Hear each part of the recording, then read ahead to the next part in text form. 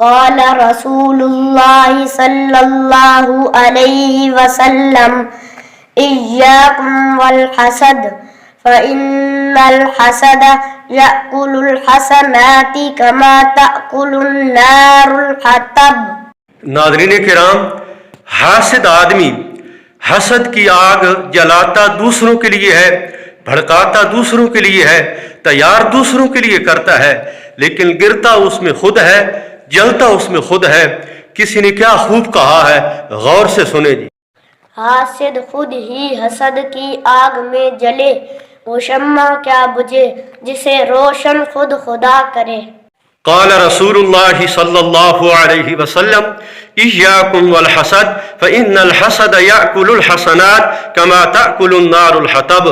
رسول پاک صلی اللہ علیہ وسلم نے فرمایا، اپنے آپ کو حسد سے بچاؤ، یہ حسد حسنات کو یعنی خیر نام کی چیز کو ایسے کھا جاتا ہے جیسے آگ خشک لکڑی کو بالکل راکھ بنا کے رکھ دیتی ہے، اسے جلا کے رکھ دیتی ہے۔ دعاؤں کی درخواست آپ کا میزبان طاہر جمیل۔ السلام علیکم ورحمۃ اللہ وبرکاتہ۔ الہی آبرو رکھنا بڑا نازک زمانہ ہے، دلوں میں بغض رکھتے ہیں بظاہر دوستانہ ہے، غرض کسی کی جہاں میں اڑی نہیں رہتی، صدا رنج و الم کی گھڑی نہیں رہتی، کسی کی موت کا سن کر نہ آئے کوئی، میت کبھی کسی کی یوں ہی پڑی نہیں رہتی۔